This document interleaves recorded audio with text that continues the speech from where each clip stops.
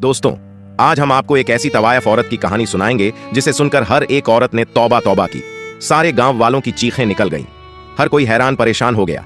कैसे एक तवायफ औरत जानवर बन गई उसके साथ? अल्लाह पाक ने ऐसा क्यों किया है? इस जालिम औरत का गुनाह जिसके करने से अल्लाह पाक ने इसे ऐसी भयंकर सजा दी। वीडियो को लाइक, चैनल को सब्सक्राइब जरूर करें। आइए देखते हैं दोस्तों। बगदाद के शहर में एक नेक और खूबसूरत नौजवान रहता था जिसकी खूबसूरती की हर कोई तारीफ करता था। इस लड़के के माँ बाप बचपन ही में इंतकाल कर गए थे। मस्जिद के मौलवी साहब ने इसकी तरबियत की थी। जब वह बड़ा हो गया, अपना कमाने खाने लगा। उसके घर में एक छोटा सा तोता भी रखा हुआ था। वह नौजवान अपने घर में कुरान पाक की तिलावत किया करता था और तोता भी पास होता था। आहिस्ता आहिस्ता वह तो तोता भी कुरान की आयतें सीख गया और उनको अपनी जुबान से अदा किया करता था। वह तोता थोड़ा थोड़ा बोला करता था। अल्लाह वाले नौजवान इस तोते को यही सिखाया करते थे कि हमेशा सच बोलना। सच बोलने वाले को अल्लाह ताला बहुत पसंद करता है। उसके घर के पास एक तवायफ का घर था। वह तवायफ बहुत ही खूबसूरत थी। इस तवायफ के मामा ने एक दिन इस तवायफ को कह दिया कि बाजी, आपके हुस्न का पूरा गांव दीवाना है, मगर एक नौजवान है जिसने कभी आपको नजर उठाकर भी नहीं देखा। वह बहुत नेक और शरीफ इंसान है। मस्जिद से सीधा घर आता है और घर से मस्जिद तक उसकी रसाई है। वह तवायफ औरत कहने लगी, यह कैसे हो सकता है? मेरी खूबसूरती को देखकर बड़े बड़े शरीफ भी अपनी शराफत भूल जाते हैं, गुनाह कर बैठते हैं। ये कौन सा इतना बड़ा आलिम हाफिज है जो मुझे नहीं देखता? उसकी मुलाजिमों ने कहा, आप चाहो तो आजमा कर देख लो। उसने कहा, ठीक है। अब इस तवायफ ने अपना भेष बदला और एक शरीफ लड़की के कपड़े पहनकर मस्जिद के दरवाजे के आगे जाकर खड़ी हो गई, ताकि जब भी वह लड़का आए उसको किसी न किसी बहाने से बुला सके, बहका सके। वह लड़का जब भी नमाज पढ़ने आता, कभी भी नजर उठाकर उसको नहीं देखता। नजर झुकाकर मस्जिद में जाता और नजर झुकाकर वापस अपने घर को चला आता। इसी तरह दिन गुजरते गए, मगर इस लड़के ने कभी नजर उठाकर उस तवायफ की तरफ नहीं देखा था। एक दिन वह तवायफ जानबूझकर जमीन पर गिर पड़ी। इस नौजवान ने जब इस लड़की को जमीन पर पड़े हुए देखा तो उस नौजवान ने सबसे पूछा कि यह लड़की कौन है? वहां खड़े हर इंसान ने कहा, इस लड़की को हम नहीं जानते, क्योंकि उस तवायफ ने अपना भेष बदला हुआ था। वहां खड़े लोगों ने कहा, यह किसी गरीब घर की लड़की मालूम होती है। नौजवान ने कहा, उसको उठाए और मेरे घर पर पहुंचा दे। फिर लोग उस लड़की को उठाकर उस लड़के के घर ले गए। लड़की सोचने लगी, मेरा पहला मकसद कामयाब हो गया। अब मैं इस नौजवान को, इस अल्लाह वाले इंसान को आसानी से बहका सकती हूँ और रात की तन्हाई में बहका और भी आसान होगा। वह लड़का ईशा की नमाज पढ़ने मस्जिद में गया। वह औरत उसका इंतजार कर रही थी। उसने आकर पूछा, आपकी तबीयत कैसी है? वह तवायफ औरत कमजोरी का बहाना बनाने लगी और आंखों ही आंखों में अपना शैतानी हुस्न दिखाने लगी। इस तवायफ औरत ने हर तरह के तीर चलाए, मगर वह अल्लाह वाले नौजवान को अपने जाल में फंसाने में नाकाम हो गई। वह थक हार कर लेट गई और सोचने लगी कि एक बूढ़ा इंसान भी होता तो वह भी मेरे पीछे आ जाता। ये पता नहीं किस मिट्टी का बना हुआ है, मेरा कोई इशारा नहीं समझ रहा। उस अल्लाह वाले नौजवान ने उससे पूछा, आपका इस दुनिया में कौन है? माँ बाप कहाँ है? आपका घर कहाँ है? उसने कहा, इस पूरी दुनिया में मेरा कोई नहीं है। और यह कहकर वह रोना शुरू हो गई।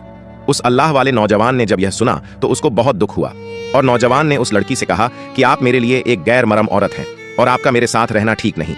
इस बदक औरत ने जब यह सुना तो कहने लगी, मैं कहाँ जाऊंगी? उस नौजवान ने कहा, आज रात आप मेरे साथ यहाँ ठहर सकती हैं, मगर सुबह आपको जाना ही होगा। यह बात सुनकर बदमलगी कि किस तरह इससे गुनाह करवाऊं, मगर फिर भी वह थक हार कर हर तरीके से नाकाम रही। सुबह उस अल्लाह वाले नौजवान ने मौलाना साहब से मशवरा किया कि एक गरीब औरत मेरे घर में रह रही है, मैं बहुत परेशान हूं, क्या करूं? मौलाना साहब ने कहा, अगर उसका इस दुनिया में कोई नहीं है, लावारिस है, तो फिर तुम उससे निकाह कर लो। आखिरकार एक ना एक दिन तो तुमने शादी करनी ही है। उस नौजवान ने वापस आकर उस लड़की को बताया कि मौलाना साहब कह रहे हैं कि मैं तुमसे निकाह कर लूं। यह सुनकर वह खौफ अज़दा हो गई और सोचने लगी कि मेरा तो इरादा निकाह करने का नहीं है, मैं तो उससे नाजायज ताल्लुकात कायम करना चाहती हूँ, इसकी बीवी बनने नहीं आई। इस बदक औरत ने उस नौजवान को कहा, मुझे आज रात सोचने का टाइम दीजिए, मैं सुबह आपको बता दूंगी। वह रात भर सोचती रही, आखिर करूं तो क्या करूं। फिर उस औरत ने फैसला किया, चलो झूठ मूठ ही सही, आखिर यह नौजवान तो मुझे मिलेगा। जब मेरा काम हो जाएगा तब मैं उसके घर से भाग जाऊंगी।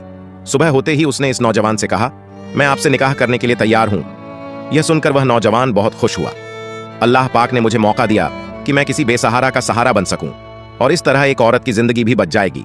उसने मौलाना साहब को बुलाया और निकाह करवा लिया। सब लोग नौजवान की शादी से बहुत खुश हुए। उसने निकाह कर लिया। वह नौजवान तो अल्लाह ताला की इबादत करने वाला था।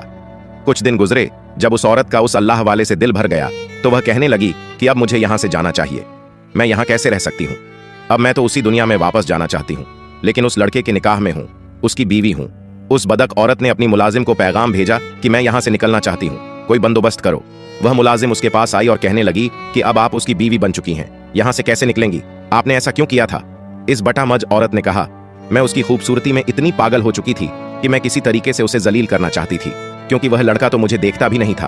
तो फिर मैं और क्या करती, मुझे मजबूरन इससे निकाह करना पड़ा, मगर अब मुझे यह पसंद नहीं, मैं यहां से निकलना चाहती हूं। मुलाजिम ने उसको कहा कि आप ऐसा करें, उसे तलाक ले ले, और वह कहने लगी, नहीं, मैं उसे तलाक नहीं ले सकती, क्योंकि वह बहुत अच्छा इंसान है और मुझे यह कभी भी तलाक नहीं देगा। वह बदक औरत बोलने लगी, मुझे इतना शरीफ इंसान नहीं चाह, क्यों ना मैं ऐसा करूं कि इसको मार देती हूं। और अपने कोठे वाली जिंदगी को याद करने लगी, जहां हर रोज अमीर अमीर लोग मेरे यहां आया करते थे, मेरे ऊपर हजारों दीनार निछावर किया करते थे। मुझे उसके साथ नहीं रहना। उसने मुलाजिमों से बोला कि तुम मुझे जहर ला कर दो ताकि मैं इसको मार दूं। जब मुलाजिम ने यह सुना तो वह मुलाजिम जहर का इंतजाम करने लगी। इस मुलाजिम ने उसको जहर ला कर दिया, और जब रात को अल्लाह वाला नौजवान घर आया तो वह बदक औरत सज संवर कर उसके सामने आई और कहने लगी, मैं अभी आपके लिए खाना लेकर आती हूं।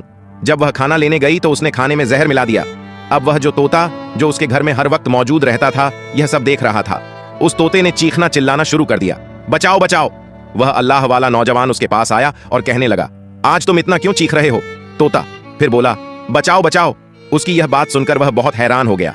उसने खाना खाया, खाकर उसने अपनी बीवी को कहा, मैं सोने के लिए जा रहा हूं, मुझे तहज्जुद के लिए भी उठना है। जब आधी रात का वक्त हुआ उसको तकलीफ हो शुरू हो गई। उसने अपनी बीवी को कहा, मेरे पेट में बहुत दर्द है, मुझे ऐसा लग रहा है मेरे पेट में कोई छुरियां चला रहा है। वह बदक औरत कहने लगी, मुझे लगता है कि आपने कोई उल्टी सीधी चीज खा ली होगी। उस अल्लाह वाले नौजवान ने कहा, मेरा वक्त करीब आ चुका है, तुम ऐसा करो, मौलाना साहब को बुला कर लाओ। और उसके सामने उसका शौहर तड़प तड़प कर मर गया। उस बदक औरत को जरा भी उस पर तरस ना आया। अल्लाह नौजवान ने मरते वक्त कलमा शहादत की तिलावत की और उसकी जान निकल गई, और वहां तोता चिल्ला रहा था, बचाओ बचाओ। उस औरत ने उस तोते को कहा, चुप हो जाओ वरना तेरा भी गला दबा दूंगी। उसने अपने मुलाजिम को पैगाम भेजा कि जल्दी से यहां आओ। उनकी मुलाजिम आई और उन दोनों ने मिलकर घर के सहन में एक गड्ढा खोदा, उसको वहां दफन किया, और दिल ही दिल में खुश थी कि मेरी इस आदमी से जान छूट गई, अब मैं आजाद हूं। उसके बाद फिर वह तवायफ और अपने बदका वाले अड्डे में चली गई और फिर वहीं जिनाकारी में लग गई। मोहतरम नाजरीन, अल्लाह पाक ने उसको एक जिंदगी दी थी। अगर वह चाहती तो अपने गुनाहों से तौबा कर सकती थी, अपने शौहर की तरह नेक और परहेज औरत बन सकती थी। अगर वह चाहती अपनी बाकी बची हुई जिंदगी संभल सकती थी, मगर उसने अपने हाथों से ही अपनी दुनिया को बर्बाद कर लिया, बल्कि अपने शौहर को जहर देकर उसका कत्ल कर दिया। वह अब तवायफ भी थी, मगर अब वह एक कातिल भी बन चुकी थी। जब सुबह फज्र का वक्त हुआ, मौलाना साहब ने नमाज पढ़ाई और देखा कि उसका शागिर्द कई दिनों से नमाज पढ़ने नहीं आया, तो वह बहुत परेशान हुए और उनके घर में आया। उसका दरवाजा खटखटाया, मगर उसके घर का दरवाजा किसी ने नहीं खोला। मौलाना साहब यही सोच रहे थे, शायद वह सो रहा होगा, मगर वह यह भी सोच रहे थे कि नमाज तो मेरा शागिर्द कभी नहीं छोड़ सकता। मौलाना साहब वापस चले गए। जब जौहर का वक्त हुआ और देखा अभी भी उसका शागिर्द नमाज पढ़ने नहीं आया, उन्होंने किसी को भेजा, मगर उसने भी यही कहा कि वह दरवाजा नहीं खोल रहा है। शाम तक यही सिलसिला चलता रहा। ईशा के बाद मौलाना साहब ने सोचा, मुझे खुद जाना चाहिए। जब मौलाना साहब गए, उन्होंने दरवाजा खटखटाया, मगर कोई भी ना आया, मगर अंदर से तोता चीख रहा था, बचाओ बचाओ। मौलाना साहब समझ गए कुछ तो गड़बड़ है। उन्होंने पूरा मोहल्ला इकट्ठा किया, दरवाजा तोड़ा, और जब दरवाजा तोड़कर अंदर दाखिल हुए तो देखा कि घर खाली था, सिवाय उस तोते के उस घर में और कोई ना था। और वहां सब यही समझ रहे थे कि मियां बीवी कहीं घूमने गए हुए हैं। रात को तहज्जुद का वक्त हुआ। मौलाना साहब को बेचैनी महसूस होने लगी। उन्होंने अपनी बीवी से कहा, मुझे ऐसा लगता है कि मेरा शागिर्द तकलीफ में है, वह किसी न किसी परेशानी में है। उनकी बीवी ने कहा, नहीं, उनकी नई नई शादी हुई है, हो सकता है मियां बीवी कहीं घूमने गए हों। मौलाना साहब ने कहा, वह मुझे बिना बताए नहीं जा सकता। उनकी बीवी ने कहा, आप परेशान ना हो, सो जाएं। मौलाना साहब अपने बिस्तर पर गए और सो गए, मगर मौलाना साहब ने ख्वाब में देखा कि उसका शागिर्द रो रहा है और उनके कपड़ों पर खून पड़ा हुआ है। मौलाना साहब उठे और उस ख्वाब का बयान अपनी बीवी को सुनाया। उन्होंने कहा, आप बार बार सोच रहे हैं, इसलिए आपको ऐसे ख्वाब आ रहे हैं। और फिर मौलाना ने दूसरी रात वही ख्वाब देखा, मगर तीसरी रात भी वही ख्वाब देखा कि उनका शागिर्द उन्हीं कपड़ों में खून से लथपथ है और रो रहा है। मौलाना साहब ने ऐसा किया कि उठकर वजू किया और उन्होंने पढ़ाई शुरू कर दी।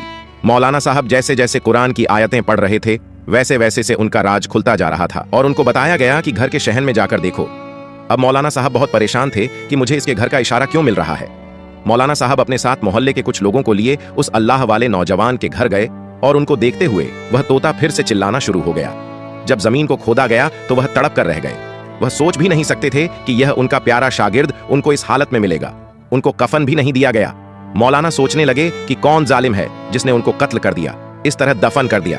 मगर अल्लाह ताला की कुदरत देखिए, उनकी लाश ऐसे थी जैसे उनको अभी अभी दफन किया गया हो। उनके चेहरे से नूर चमक रहा था। उनको देखते ही मौलाना साहब ने अपना सर पकड़ लिया और नीचे जमीन पर बैठकर रोने लगे।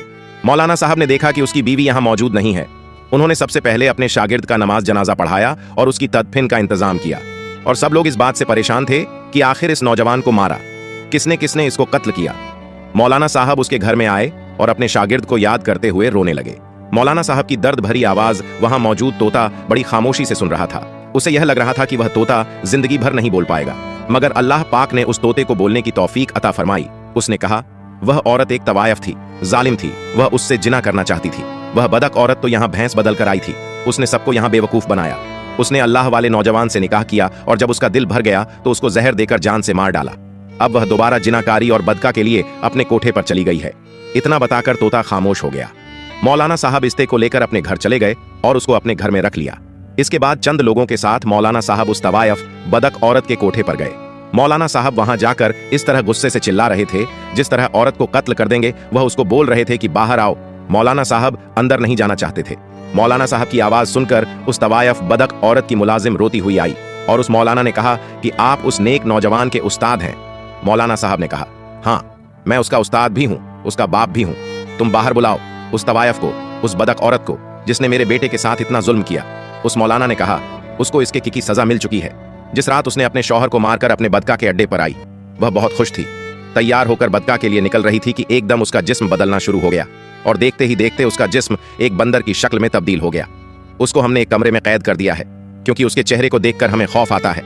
फिर उस अल्लाह वाले के साथ इस औरत ने जो भी किया, मैं भी उसके साथ शामिल थी और आहिस्ता आहिस्ता मेरा चेहरा भी बदल रहा है।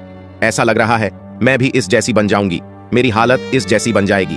आप मुझे माफ कर दीजिए और इस नौजवान को कहें मुझे माफ कर दें। अल्लाह पाक ने हमारी दुनिया ही जन्नम बना दी है। इस मौलाना साहब ने कहा, अल्लाह पाक ने तुम्हारी सजा को तुम्हें दुनिया में ही दे दिया। अब मैं क्या कर सकता हूँ? मेरा बेटा तो शहादत की मौत पा चुका है, मगर तुम्हारी मालकिन तो हमेशा के लिए बंदर की शक्ल में तब्दील हो गया।